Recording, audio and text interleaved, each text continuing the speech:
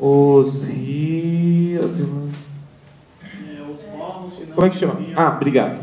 Os povos que não viviam próximos aos grandes rios não se desenvolveram e acabaram por desaparecer. Não é essa por um erro histórico. Não viviam próximos a grandes rios. Os persas não viviam próximos a grandes rios. Os fenícios. E nenhum nem outro desapareceram. Tudo bem? Muito bem. Quem mais? Mas não é um modo de produção? Você falou da questão que quem produzia era uma sociedade que não era escravidão, mas todos serviam, é isso? No modo de produção asiático, não era uma sociedade que usava comumente a escravidão, mas usava servidão. Servidão diferente de escravidão. Sim? Tá bom. E também no modo de produção asiático, só por causa da pergunta dela, acabou de me ajudou a lembrar, normalmente esses povos viviam próximos a rios. Sim? Muito bem. Tem mais? Em relação à questão 6. Pera. Não muda de questão ainda.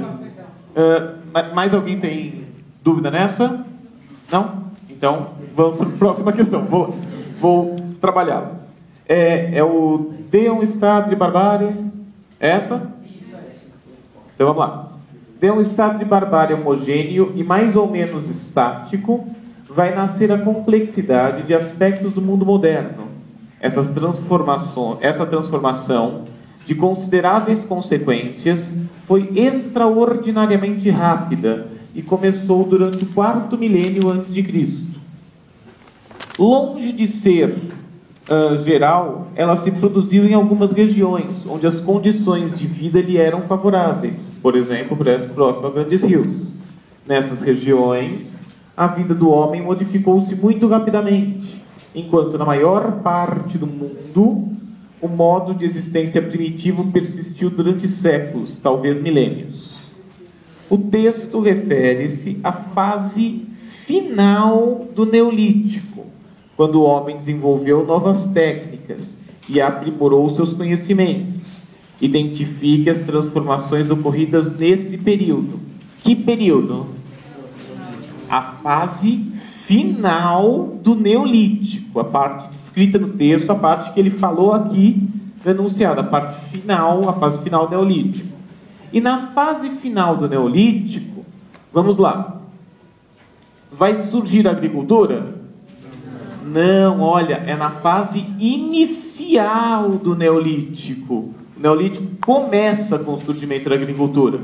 Então não é surgimento da agricultura. Surgimento da Idade Moderna? Não. A Idade Moderna é algo que os historiadores costumam falar sobre o mundo entre o século XV e o século XVIII. Essa é a Idade Moderna. Certo? Descoberta do fogo? Não, o fogo foi descoberto no Paleolítico e foi descoberto como se fazer fogo no Neolítico. Também não é fase final do Neolítico. Portanto, a única que encaixou é que logo depois do finalzinho do Neolítico, o que nós vamos começar a ver? Civilizações. Então, essas civilizações que eram organizadas em cidades é exatamente porque no final do Neolítico nós vamos ver o surgimento da vida urbana. Sim? Sim? Muito bem. Então é a alternativa surgimento da vida urbana. Mais alguma? Não? Vamos lá. Próximo. Assinale a alternativa que apresenta a exceção entre as civilizações da Antiguidade Oriental. Na verdade, um monte de gente ficou morrendo de medo dessa questão. Qual? Assinale a alternativa que apresenta a exceção entre as civilizações da Antiguidade Oriental. Era muito fácil, né? Você não sabe se o professor... Pois é. Quando é muito fácil, você fica em dúvida. Na verdade, para mim, não tinha nenhuma mais fácil do que a questão sobre o crânio de Chade. É verdade. Que estava escrita lá e as pessoas não assinalaram, quis matá-las.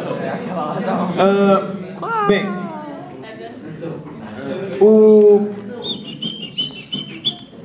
mas, vamos lá. a maior parte das pessoas que escorregaram nessa questão do assinale alternativo que apresenta a exceção, existem testes que fazem todas as alternativas abaixo sobre antiguidade oriental, sobre modo de produção asiático, sobre Napoleão Bonaparte, estão corretas, exceto, aí você assinala a incorreta, certo? Aqui estava pedindo outra coisa, não estava pedindo a incorreta, estava pedindo a exceção, estava pedindo o que era atípico, o que era diferente. Então, todo mundo nesta sala tem menos de 20 anos, com exceção de você, do cara que está perdendo o cabelo, certo? Então, isso significa que eu sou errado? Não, eu sou apenas a exceção, sou apenas o diferente, certo? Não, eu ia perguntar, e os hebreus?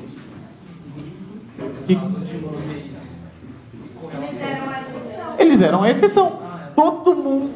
ela perguntou do modo de produção asiático. Uma das características do modo de produção asiático é que os povos do modo de produção asiático são politeístas.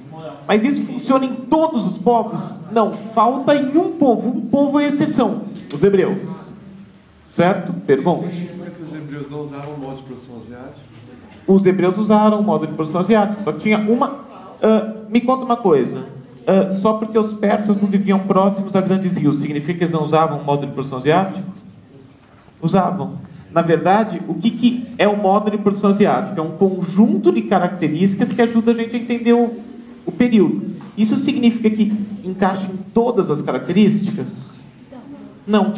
Por exemplo, nós vivemos hoje em uma sociedade aqui no Brasil capitalista. Todas as atitudes tomadas na nossa sociedade são capitalistas? Não.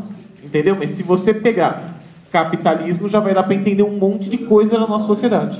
Certo? Muito bem. Alguma dúvida? Eu quero que vocês... Já que então todo mundo já sabe que a exceção é monoteísmo, já que só os hebreus, e bem rapidamente um faraó egípcio tentou isso e depois mataram ele por causa disso. Todas as outras, mais de um povo da antiguidade oriental praticava. Vamos lá. Uso da agricultura, quem praticava? Todos não. Os persas não praticavam. Mas eles conquistaram toda aquela região adjacente de festa. Mas ó, vocês poderiam ter citado os chineses, os indianos, vocês poderiam ter citado os hebreus até, certo? Os mesopotâmicos. Grandes construções. Egípcios, mais um. Mesopotâmicos. Egípcios com as pirâmides, mesopotâmicos com os jardins suspensos da Babilônia. Teocracia. Tá, todos. Aí eu não consigo. Até os hebreus. Não se esqueça. Abraão, o rei Davi. Certo? O rei Salomão. Vamos lá. Residir próximo a rios. Mesopotâmia, mais um pelo menos. Egípcios. Todos menos os fenícios e os persas. Pronto, também pode ser essa a resposta. Tudo bem? Muito bem. E aí a outra de Zeus eu já corrigi, certo?